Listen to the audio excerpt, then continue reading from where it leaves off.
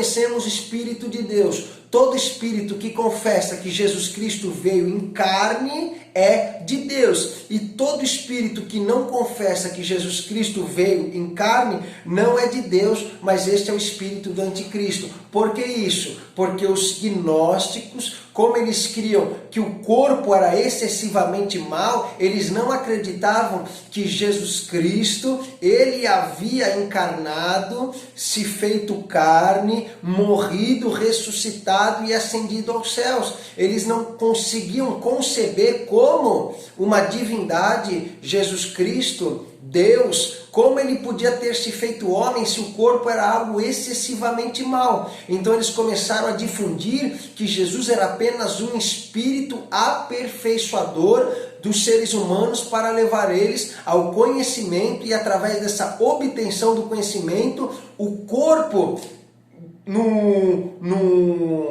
na ocasião da morte seria liberto e o espírito então seria livre. Por isso então que João foca muito esses dois princípios na sua epístola, contra aqueles que estavam disseminando que Jesus não havia vindo em carne, porque era a doutrina que os gnósticos estavam disseminando, e contra também essa questão de que não importava o que a pessoa fazia pelo corpo, não importa se ela mentia, se ela se prostituía, se ela adulterava, se ela roubava, se ela matava, porque o corpo era excessivamente mau, e o corpo seria liberto através da obtenção do conhecimento, e seria por fim liberto por ocasião da morte, quando ele receberia então essa separação da parte espiritual. Então foi um ensino muito combatido no período do Novo Testamento. E para nós encerrarmos a nossa videoaula de hoje, nós vamos falar sobre o ceticismo, de forma rápida e resumida, porque o nosso tempo já se avança. Eu também quero pedir desculpa para os nossos internautas que acompanham a nossa videoaula, que devido nós não termos muito conhecimento, muito material, ser algo novo que nós estamos fazendo, a transmissão da videoaula, por ocasião desse período de quarentena, o nosso material que nós gravamos, que é um celular smartphone, ele acaba dividindo os vídeos, ele só grava 30 minutos e depois ele separa. Por isso que as aulas estão, infelizmente, em partes, certo? Parte 1, parte 2, parte 3, 4, 5 e 6, que é essa final que nós estamos gravando aqui. Então o ceticismo era o quê? O fundador da escola cética, segundo o nosso módulo, foi um homem chamado Pirro de Elida, certo? Então o que acontece? O ceticismo baseava na concepção de uma sabedoria onde o conhecimento era obtido através da percepção de cada pessoa. Então, o que nós vemos dentro do ceticismo é que não havia possibilidade de julgamento, de discordância, ou seja, dentro do ceticismo havia um grande relativismo, ou seja, nenhum homem pode julgar ou limitar-se a um simples ponto de vista. Por exemplo, aquilo que eu cria que era certo e defendia como certo, você tinha que respeitar a minha opinião, mesmo crendo que aquilo que era certo para mim era errado para você. Ou seja, não havia uma verdade única e uma verdade absoluta. Se para mim Jesus Cristo é o Salvador, o Senhor, tudo bem, mas se para outra pessoa uma pedra trouxesse salvação a ela, aquela seria a verdade dela e ela não poderia ser julgada ou desacreditada, porque aquilo realmente era uma verdade.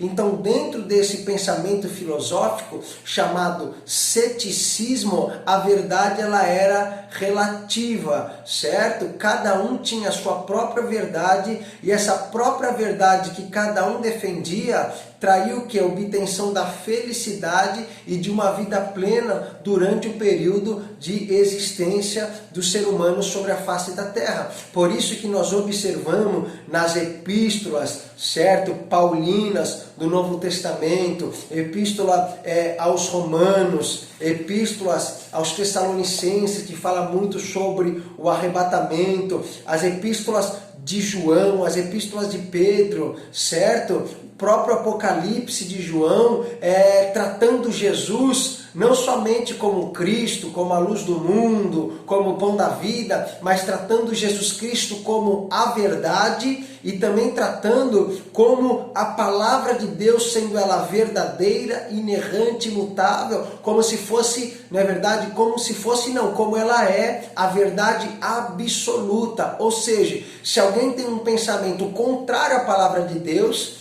essa pessoa, claro, ela tem que ser respeitada, mas nós não podemos, como céticos, ter o pensamento dessa pessoa, o posicionamento dela como algo verdadeiro, porque nós sabemos que só existe uma verdade. Por isso que Paulo disse, esta palavra, ela é fiel, ela é verdadeira e ela é digna de toda a aceitação. Por exemplo, João diz, assim como está a verdade em Jesus Cristo. Então, os apóstolos, eles trataram muito desse assunto acerca da verdade para o quê? Justamente para combater e se precaver contra o surgimento desse pensamento cético que pregava e ensinava que a verdade era relativa, ou seja, cada um podia ter a sua verdade, mesmo cada verdade sendo uma diferente da outra.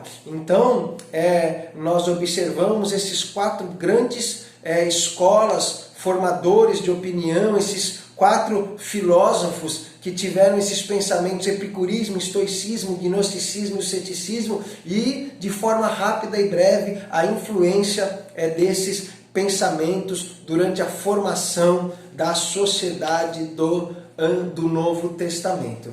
Então, eu lhe convido a nos acompanhar também na nossa próxima videoaula, onde nós encerraremos a nossa matéria e nós iremos falar sobre a influência romana, certo, na formação da sociedade do Novo Testamento. Que Deus abençoe a todos, assista essa aula, que sirva de proveito para o seu conhecimento, para o nosso crescimento e para que nós possamos cada vez mais entender o contexto qual o Novo Testamento ele foi escrito. Que Deus abençoe a todos em nome de Jesus.